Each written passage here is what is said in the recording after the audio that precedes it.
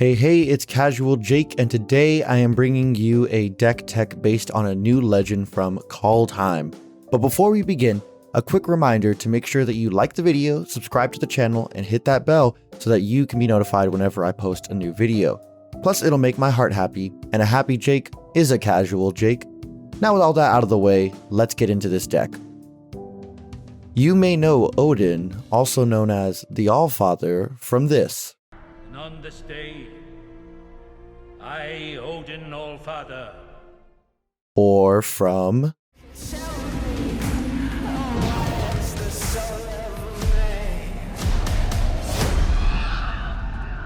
Odin is with us! But my first introduction to this Norse god was... Oh! Great Odin's Raven! And while Anchorman does not in any way encapture the history and grandness of Odin as a figure, it did instill in me that the name Odin was one to be associated with awesome. And not awesome in the sense of, that was an awesome party, but awesome in the way that the Aurora Borealis takes your breath away when you see such an unfathomable beauty in the night sky.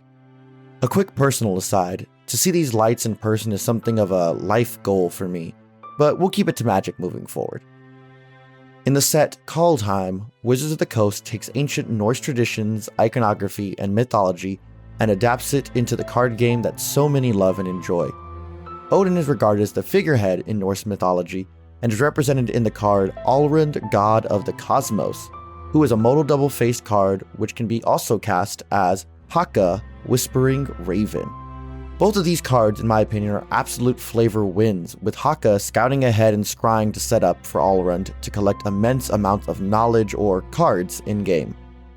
Alrund will get +1/+1 for each card in our hand and each foretold card, and if you don't know what foretell is, well, we'll get back to it later. Plus, at the beginning of our end step, we will name a card type. We'll reveal the top 2 cards of our library and put each card of the chosen type revealed this way into our hand, getting us just a little extra card advantage here at the end of our steps. With these abilities in mind, I decided to focus on a Voltron build where we generate card advantage to not only grow our commander's strength, but to protect them with counter magic and protective spells to ensure that Alrund stays in the fight. While Odin, and by proxy Alrund, are depicted as elderly men, this does not mean that either of them were afraid of a fight. And now that we have a general idea of the deck, let's break down its strategies. Mono Blue doesn't have much for ramp, but there are always colorless artifacts to help us cast some of our larger spells. Arcane Signet, Soul Ring, and Fellwar Stone seem like pretty obvious includes, and I would include Sky Diamond and even Hedron Archive to make sure that we have enough mana to cast some of our higher costed spells. Next, we want to focus on setting up for when Alrund hits the battlefield. Haka is the perfect turn 2, as it will allow us to fly in early and set up our draws with the Scry 2 ability. Then after it returns to our hand, we can either play out the rest of our turn with our knowledge, or recast Haka to ensure we dig for what we need. Also notice that when Haka returns, we can always cast Alrund from our hand for its original cost, kind of a sneaky way to get around commander tax. And since Haka and Alrund are on the same card, the damage that Haka does in the early game does count for the same commander damage that Alrund will inflict later on. Once Alrund is on the battlefield, we want to make sure that we know what's on top of our deck to make sure that we get those cards in hand with Alrund's second ability. Ancestral Knowledge allows us to look at the top 10 cards of our library, exile the ones we don't want, and arrange the top as we see fit. This can help us guarantee that our next few Alrund triggers hit if we pay the upkeep cost. Cavalier of Gales draws us 3 cards when it enters, then has us put 2 from our hand on top of our library. With Alrund, we can get these cards right back if we put 2 cards of the same type back on top. Merit Lage's Slumber gives us a scry for each landfall because, oh, as I forgot to mention, we're using Snow Islands because, I don't know, Vikings. But we also play Maze Mine Tome, which will help us scry and draw until it gets 4 page counters on it. Lastly, Precognition Field will allow us to look at the top card of our library at any time and play it if it's an instant or sorcery, and that's just what we call value. Now, setup is good, but we need to get cards into hand before the end of our turn. That's why I packed enchantments such as Curiosity, Curious Obsession, Ophidian Eye, and Tandem Lookout that will draw us a card when the enchanted creature deals combat damage to an opponent. When we add cards like Aether Tunnel, Aqueous Form, Cloak of Mists, Invisibility, Whisper So Cloak, and Rogue's Passage to make Alrund unblockable, We're just going to be making sure that we get those cards while our commander's damage stacks on up. But Alrund also gets +1/+1 for each foretold card that we have. Foretell is a new mechanic from Kaldheim that allows us to exile a card for the cost of 2 generic mana and play that spell on a later turn for its foretell cost. It's a neat way to keep us from having to discard, plus it keeps these cards safe from any discard effects. Saw It Coming is a foretell counterspell. Raven Form allows us to exile an artifact or creature, and Depart the Realm bounces a permanent. Augury Raven is a foretell flyer and flavor include. Behold the Multiverse is a powerful card selection and advantage spell, and Alrund's Epiphany gets us an extra turn and 2 1/1 birds.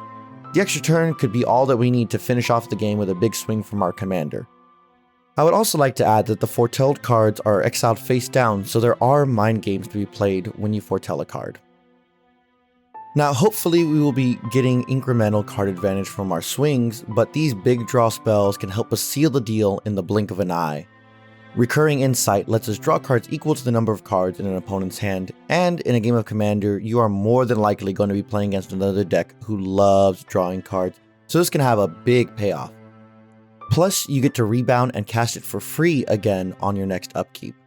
Finale of Revelation allows us to pay into X and draw X cards. Plus, if X is 10 or more, we get to untap 5 lands and we have no maximum hand size for the rest of the game. Of course, another way to cast a spell, draw a bunch of cards, and get no maximum hand size is to cast Seagate Restoration.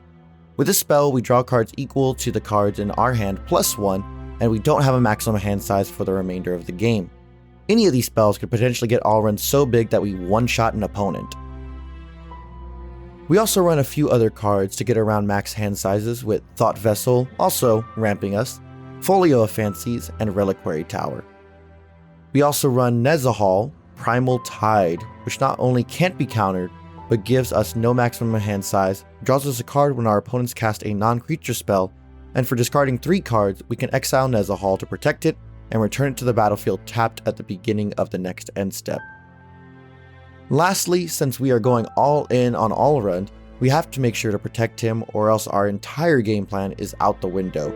Equipment such as Commander's Plate, Sword of Fire and Ice, and Sword of Sinew and Steel will give Alrund protection from certain colors, which also has combat implications. Swiftfoot Boots, Whisper Silk Cloak, and Lightning Greaves are classic commander protection that we definitely want to run, and when all else fails, just make sure that you packed the counter magic with Arcane Denial, Delay, Disallow, Swan Song, and the original counterspell to ensure that Alrund stays in the fight. Of course, you can always add different draw spells, scry abilities, and counter magic to fit your taste. As always, this is just my take on the deck with the full list down in the description. Regardless of how you build Alrund, the utility of modal double-faced cards have proven to be quite powerful, and now we have the ability to have them in our command zone. This opens up so many new and creative deck building ideas, and I can't wait to see more in the future. Now that Odin is on your side, how will you fare on the battlefield? Will you use your knowledge to vanquish your foes, or will your enemies overrun your homelands? Regardless, they will tell tales of your glory throughout the halls of Valhalla for all eternity. But before you rush off into battle, please take a moment to like this video, leave a comment below, and let me know what you think of the deck. You can also comment new commander ideas, and who knows, maybe you'll see them in a new video in the future. Speaking of the future, make sure you subscribe and hit the bell so you can always stay up to date when new videos are uploaded. But until next time, I'm Casual Jake reminding you, don't forget to play your land drops. Siaumst, my friends. I'll see you next time.